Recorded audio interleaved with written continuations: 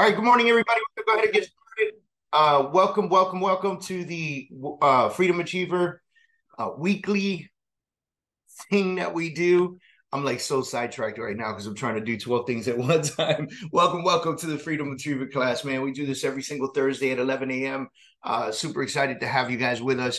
And so, dude, if you got cameras, let's turn them on. I want to see some faces. It's hard to teach to a bunch of names, man. So I want to let's be cool with each other. Let's interact. So awesome. All right, how we doing today? First thing we're going to do is go right to the chat box. We're going to type out "It's a Freedom Day." That's how we begin every single session that we do. So go ahead to the chat box, type in "It's a Freedom Day." Super excited to have you guys on. Now we're going to go hard. Say live now, letting everybody know we're live now. And I'm going to kind of talk a little bit about what's happening in our industry. And I want to make this a little bit about Q&A. You know, I would like for us to interact with each other today. I'm going to be live for about 30 minutes or so. I'm going to be giving you guys about 30 minutes because then I got to go catch a flight. And so do you think we can address the ripple effect of NAR court loss? Yeah, so Willie, that's what we're going to talk about today. You know, I appreciate you bringing that up, but that's exactly what we're going to talk about today. You know, I've been reading a ton of articles on this, and I've been really tracking this. You know, what's crazy is this lawsuit. It's almost like a dog and pony show and kicking NAR when they were already down. So a lot of you know that NAR has been struggling. They've been fighting a little bit. They've got lawsuits on sexual harassment going on. They have all these other lawsuits happening. So they already look like, you know, a bad situation for our nation. And Wall Street Journal came out and actually called NAR a cartel.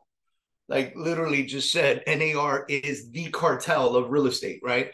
And so it almost, I heard the attorney a little while ago that represented the 500,000 people in this lawsuit say that he has proof that not only do we force 6%, but we negotiated up, and which I found like crazy, right? Because guys, we can log into the MLS today and we'll see 5% listings up. We'll see 4% listings up. We'll see co-broke $1, $50, $100. You know, you're lucky if the co-broke's $1,000, right? And so there's some ripple effects that are going to happen. In my opinion, I don't foresee them to be the long-term effect. And so this is why I'll say this to you guys. Many of you may or may not know, but in Manhattan, it is already practice that the buyers pay the buyer's agent. And so, and we see that confusion a lot when they try to come down here to South Florida and buy. They almost try to like do Zillow and make their own appointments because they try to avoid realtors at all costs. And the reason they're doing that is because they don't even realize that they can work with a buyer's agent in South Florida and the seller would pay that commission and they're okay. So this has been practiced in Manhattan for a very long time. And by the way, in Manhattan, they're selling a ton of real estate, right? Like we all know that folks in Manhattan, like Manhattan properties, they're expensive, dude, right? And they're moving. The properties still move. And it's not always the listing agent that gets the buyer. Buyer's agents are out there, they're working, and they work a buyer agency agreement. So there's two ways that this is going to work out. But I'm going to tell you one of the funniest things. If you guys do the math right now, $1.8 billion was awarded in this lawsuit. And so NAR is already planning to appeal the decision. And I foresee this to go on longer. So it's not like people are going to get paid right away. They're not. This is getting appealed right away. And it's going to go back to court. NAR feels like they have an opportunity. And it's funny because the leadership at Compass came out and said that they're disappointed in NAR. This was their opportunity. This was their Super Bowl and their World Series all rolled up in one. And, you know, they shit the show, for lack of better words, you know?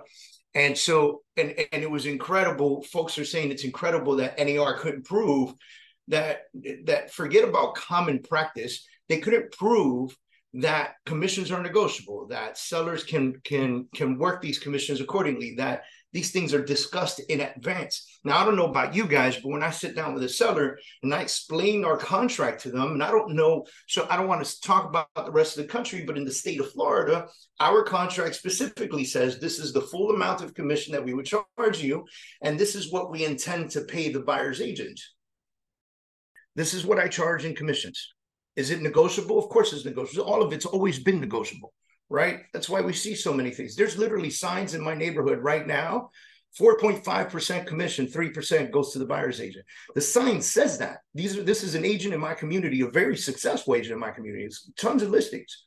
And his deal is, if I find the buyer, I get the full 4.5. But if another agent brings the buyer, we give them 3%. So we're only charging a 1.5, right? On the listing side. That's his marketing gig. So it not only is he explaining that at the listing appointment, it's literally on his bus bench. It's explained right on his bus bench. So it's going to boil down to our ability as real estate agents, as professionals, to be able to sit across from a seller and explain to them the benefit that comes with cooperative agreements. Right? Being a transaction broker, being someone who can work with other agents, right?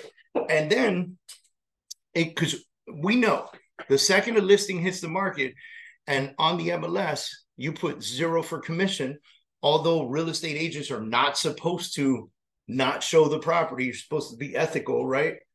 Agents are not going to want to show that property. And then agents are going to start getting in trouble for that. And so that takes me to the other side of this transaction, the buyer side. We have to get religious about getting buyer agency agreements in place. That's how they do it in New York. That's how they do it in Manhattan, right? Hey, you want me to help you find a property? No problem. Here's a buyer agency agreement. This buyer agency agreement says that any property that I show you and you buy, you agree that I will earn X amount of dollars minimum. So if it says I will earn 3% minimum for helping you buy this property, and the listing agent is only paying 2%, buyer owes you 1%. If the listing agent's paying $1, buyer owes you the 3% minus $1. And guess what? This will become common practice. If this really goes the length and the entire nation goes this way, this will become common practice. And so it sucks in a couple ways. Number one, the reason why historically we've asked the seller to pay the commission is because typically the seller has some value in their home. They're making some money in the home, and they budget that commission into, what they're going to get back for selling their home, right? That equity that they have in their home. A lot of buyers are already struggling to step up to the table. They're already struggling to come to the table with a deposit. And now we go to them and we say, hey, by the way, on top of that deposit, you're going to owe me X amount of dollars. Now, this is going to shift in a bunch of different ways, and people are going to get super creative about it, right? Maybe as a buyer's agent, you're not going to be able to get 3%. Maybe as a buyer's agent, you get a flat fee, $5,000. Maybe as a buyer's agent, you get a 1.5. Maybe as a buyer's agent, you get 1%. And it's going to really determine how your market area begins to work that aspect. Now, I feel that the most professional agents are going to be able to step up to the plate, the ones who understand the conversation, and they're going to be able to speak with a seller and intentionally help them understand why it's important to pay the buyer's agent, and sellers will agree. Some sellers won't, especially right now in the interim of the noise. When an attorney goes on a national television news station and says the NAR is a cartel, when Wall Street Journal prints out the NAR is a cartel, you're being forced to pay this commission, and you sit down with a seller and you go, I'm not forcing you. I'm just telling you this is the market commission rate. right? Well, can I negotiate that with you? Hey, you know, all the cockiness in the past that you'll get these like top agents be like, I never negotiate my commissions. They'll never be able to say that on stage again, by the way. Right? They'll never be able to say that on stage. And by the way, disregard that nonsense, because everyone negotiates their commission at some point or another. Everyone. Right? So knowing that everybody's already negotiating commission every once in a while, and sellers have an opportunity to negotiate with the agent, right? We used to joke with people. We say, yes, absolutely. I negotiate my commission. I'm giving you a great deal. See, I usually charge 6, 7, or 8%, depending on what I offer you. Which one would you like to pay? People are like, oh, no, I'll go with the 6%. Thank you for the discount, right? And so, you know, people do that. And that's where the nonsense that this attorney picked up, that kind of quote, that kind of teaching is where the nonsense, where this attorney picked up that notion of, yeah, you guys charge 6%, you only negotiate up. Of course, he's not going to pull all the evidential proof of all the agents that said, yes, I understand, Mr. Seller, we can do 5%. And then that 5% was divided 2.5.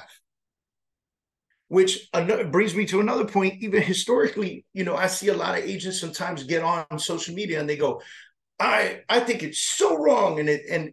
These listing agents suck. When they charge 6%, they only pay us 2.5%. Why? Why do you think that sucks?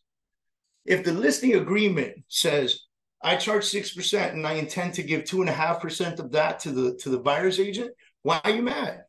If you're mad, get the listing. And if you're really mad, get a buyer agency agreement in place that says, I need to earn a minimum of 3%. So when somebody pays you 2.5, the buyer gives you 0.5. We got to get really, really, really intentional about getting those buyer agency agreements in place. And in my opinion, whether NAR loses or wins, this has always been the case anyway. Always. The difference is before, the rule said if you wanted to be on the MLS, you had to offer the co-listing agent compensation. But it didn't say a minimum of how much.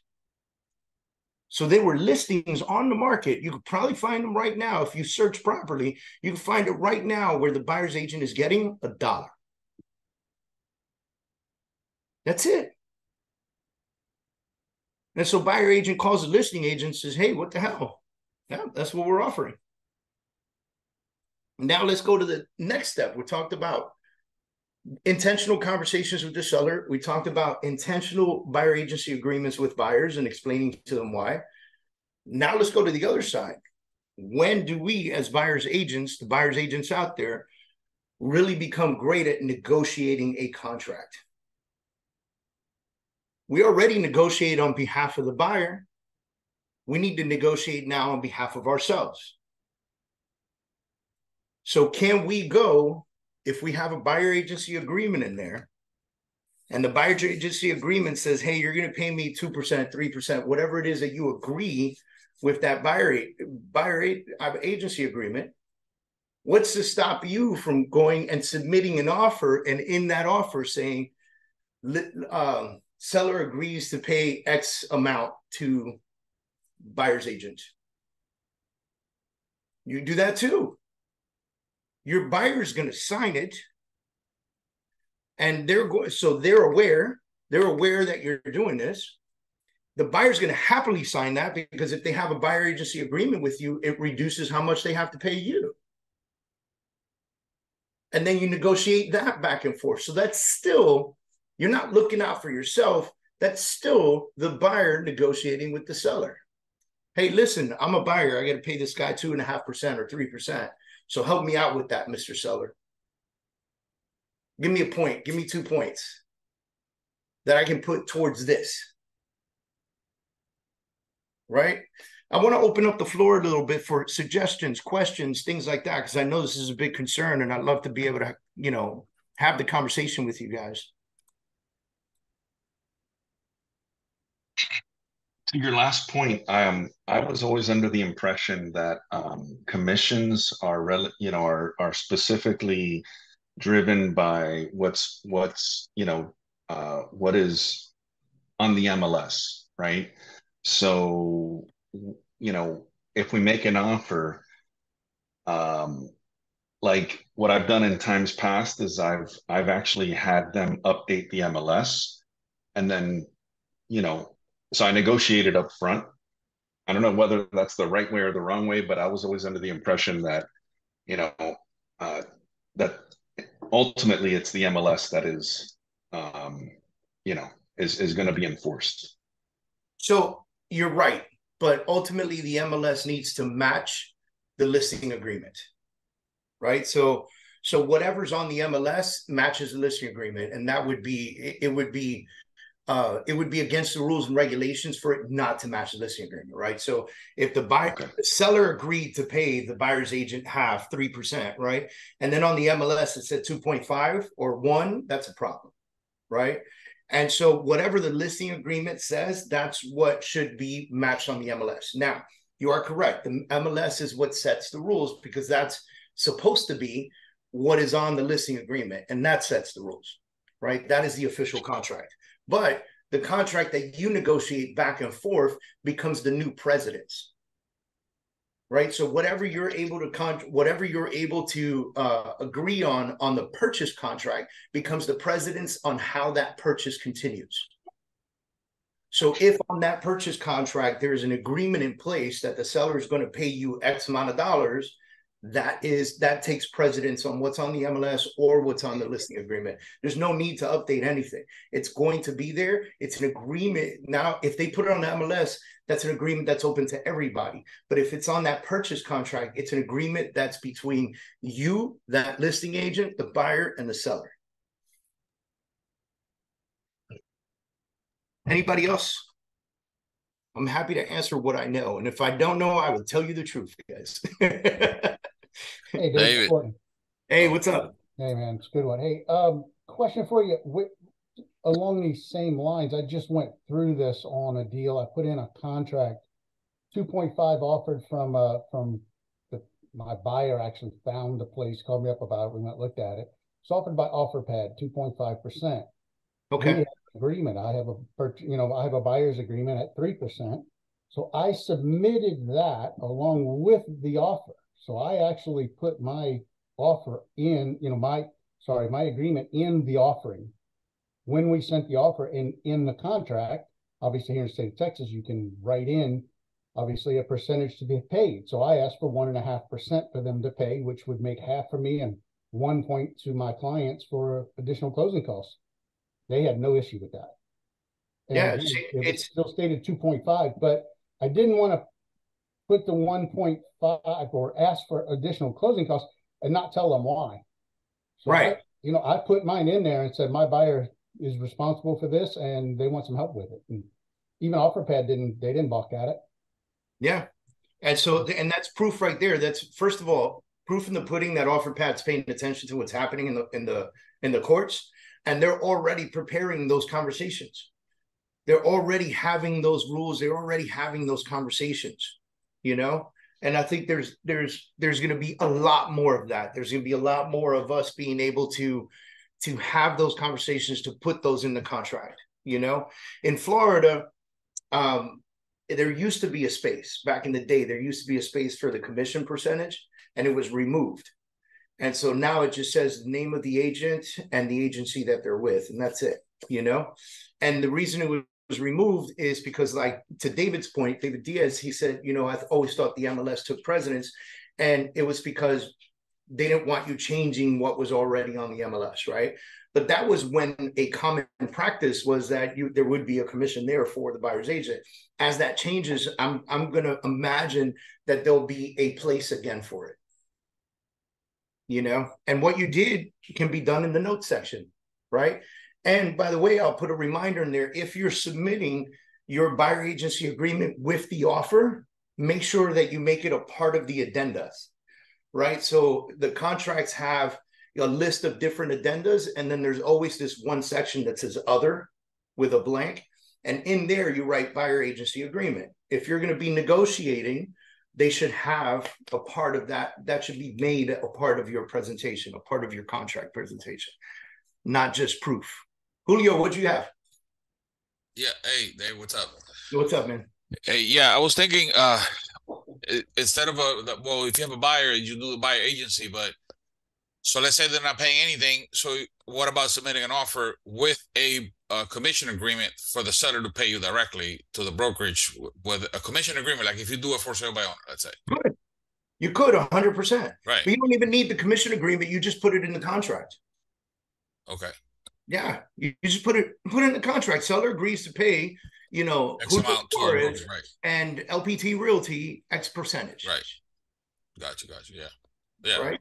Make it a part of the contract. There's always ways around it. I mean, you just gotta be, you know, creative, I guess. And look, they might negotiate it. You might ask for 3. They might turn around and say, we're not paying. You might reduce it to 2. They might come up to 1. You might go 1.5. And now you made 1.5. You know, so the practice of making 3 is going to kind of go away, I think, personally, my opinion, you know, for the buyer agency side. If this becomes a norm. But as long as you provide a value, man, I think that's what it's going to boil down to. You just can't sit in front of your computer and just sell properties. You got to go out there and hustle and provide value to the client. So you know, let's say you earn it. You got to earn it. That's actually the next piece that I was going to touch on was, you know, if you're going to come into this and you're going to start having these conversations, you need to be able to prove your value. Exactly. If you can't prove your value as a listing agent and then have that conversation with the seller and explain to them your value and what you bring to the table and why this is so important, they're not going to believe or trust you. There's no, I want to do it my way. Now, the other problem is education. Like right now, we're having this conversation. You guys are accepting this education, and we're having a conversation about it. It's not just me blabbing. There's going to be a lot of brokers that are going to be dropping the ball on this type of education. And so you're going to have a lot of agents out there that just go, yeah, whatever, right? And so they're going to sit there in front of the seller. The seller's going to be, hey, dude, listen, I'm not paying 6%. I'm not paying the other side. I saw the Supreme Court and what they did. And I saw what happened in you know, New York. And I saw what happened in where was this recent one? It was like, I can't remember where it was, that this ruling came out. But it's they're going to say that, and agents are going to accept it. And then you're going to run into listings on the market that are at $0. You know? But my opinion, I don't think that's going to be the majority. I think it was in Missouri, wasn't it? I think it was Missouri. You're right. Yeah. I just don't think it's going to be the majority. I think, you know, this is going to kind of, in my opinion, this will be the rule. It will be true. Sellers will not have to pay the other side. And by the way, if they decide they don't want to pay the other side, the association will no longer be able to tell you that you can't put it on the MLS. You'll be able to put it on the MLS, and you will be able to say $0 to the selling side. And I was going to say one thing too. Probably 16 years ago, my brokerage, I was on vacation and I had a deal that was going to be closing, and it was in negotiations. So my broker actually sent over a form that was like a 3-page form, and it was saying that we as a brokerage have a form here that says we get this much. That was a long time ago. So anyway, you can have forms that are already established that say this is what I work for too. And they were submitting that 16 years ago. That was when social norm in the area was typically a certain percentage, and then it was getting lower.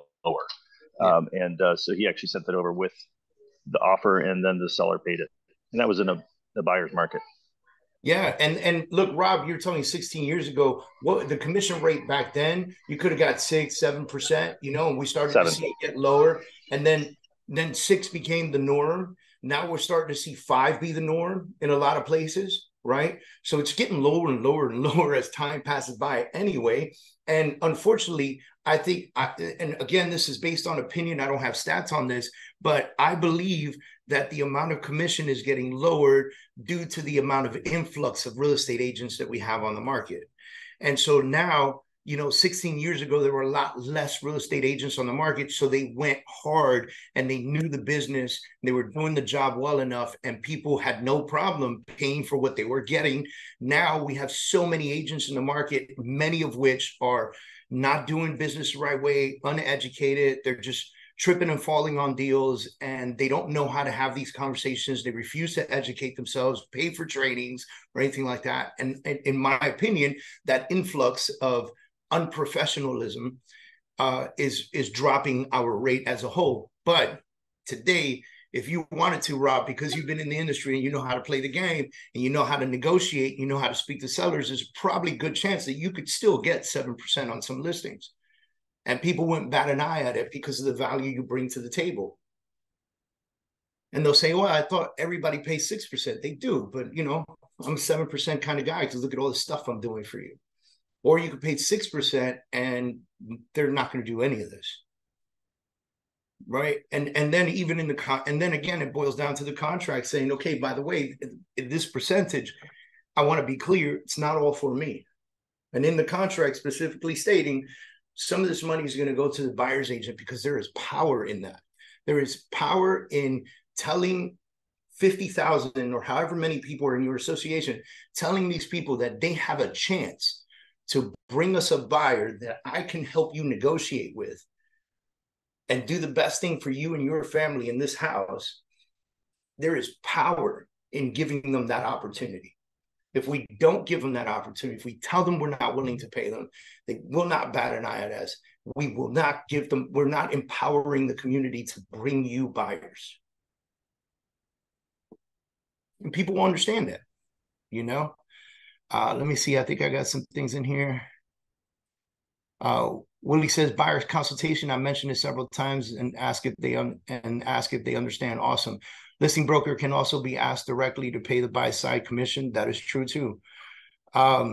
Great conversation. Okay, correct. Yes, I was on a 60-40 split back then. Yeah, man. I remember those days. You would walk in. I was a brand new agent 19 years ago.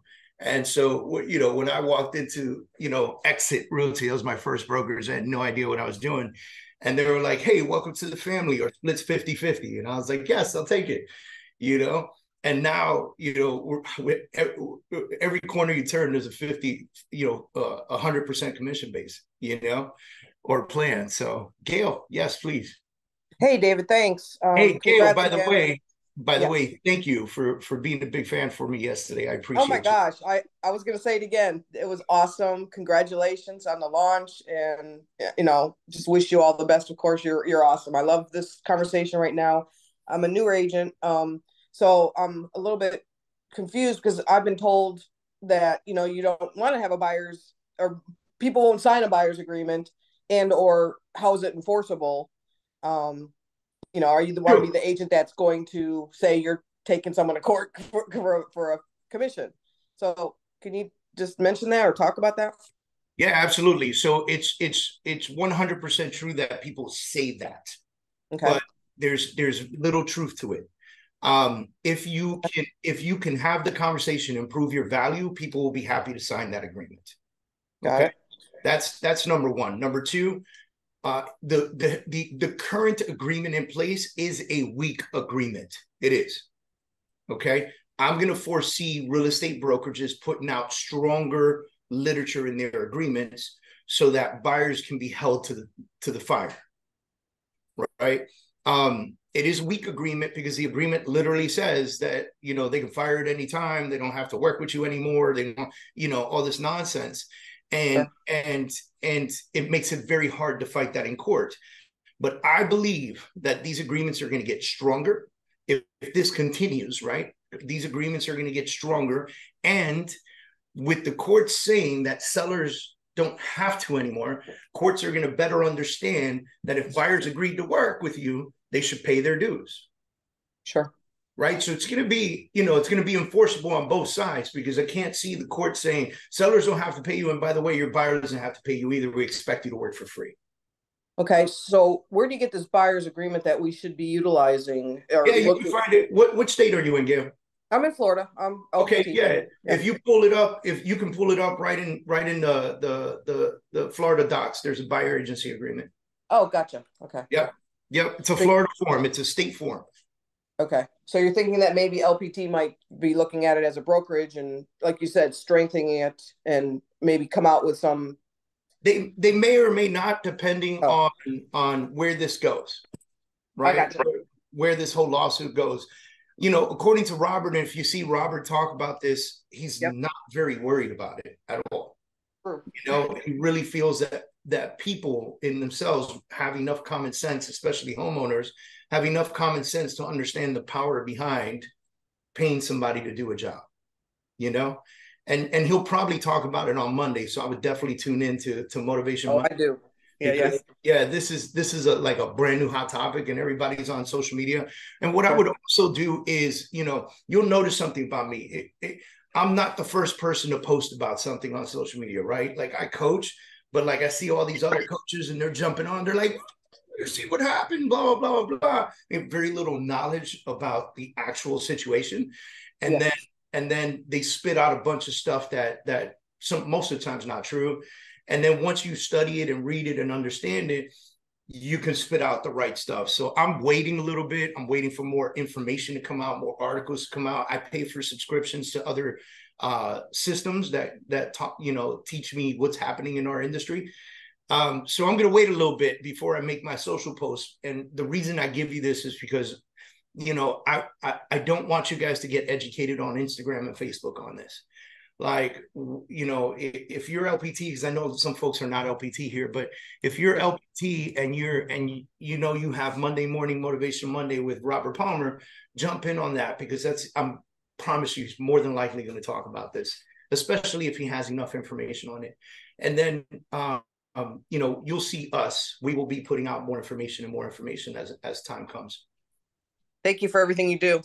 Huge. Thank you. Did you get a copy of the book yet? No. Come on, girl. I know. I was waiting for that. I want that autograph too. All right, DM me. That's right. You I did. Out an autograph. DM me. I sent you one this morning. Okay, I'll tell you how we can get it done. Okay. Thank you. Absolutely. So anyone else have any quick questions? Because I do got to jump off. This is this is a great conversation. Or anybody else want to jump in on something? Because I got to make it to the airport. If I don't make it on time, it'd be a problem. So like I said, I'm going to be in Austin. So if anybody's near Austin, we got a great event happening over there. So, all right. Oh, I caught you at the end. Yes, sir. What's up, man? Hey, thank you for buying 10 books, Juan. Appreciate you, brother. Saw that. Thank you. I want to be down, man. I want to be down. Thank you. I appreciate that. I don't know. Did y'all catch my webinar yesterday? Type yes if you caught the webinar, no if you didn't catch it. Awesome. Some of y'all did, some of y'all didn't. So if you didn't catch the webinar, you can, first of all, you can go to my YouTube, you can watch it. We kept it there. Second of all, thank you, Rafael. Appreciate you, brother. Second of all, it's on my YouTube. It's still there, so you can watch it there. Second piece is, big picture item is, you can purchase my book now. It just came out yesterday on Amazon. It's called The Truth About Failure. You can search for it as The Truth About Failure, or you can search for David Adam Kurz on Amazon and you'll find my book there. You can buy one book, but I did a training platform that is based on the book itself. And so what I'm coaching folks to do is read a chapter book, then watch the video, read a chapter book, then watch the video. The videos range anywhere between 20 minutes to 40 minutes, depending on how heavy the topic is. And what I do is I deep dive on the topics.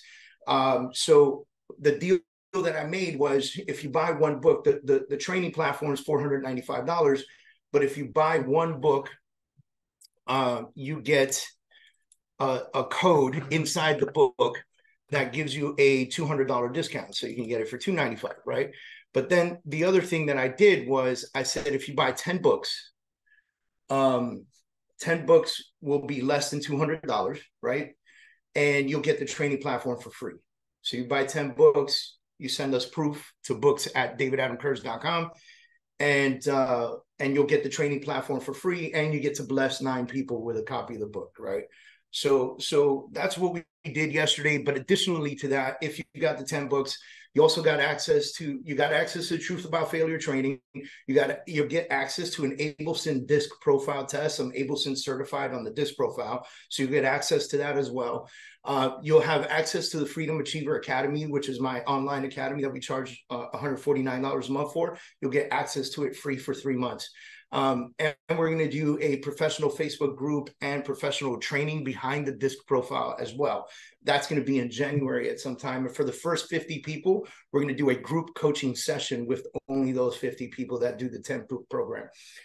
So, you know, super easy. Just go to Amazon, pick up 10 books, take a screenshot of it, send it to books@davidadamkurz.com. And Mike will get you on board in our platform, and then you'll start to get information on how to get all the other stuff squared away. All right. Thank you guys for tuning in. Thank you for the great conversation. Thank you to the folks that jumped in on that conversation. I'll see you. Sarah, yes, I heard bring a jacket to Austin. I was there like 2.5 weeks ago. It was 150 degrees. Now it's 30 degrees. So I'm like, yes, I got that packed. I'm ready to go. Thank God I still have that New York City blood in me. Thank you guys. Appreciate you. And we'll see you soon.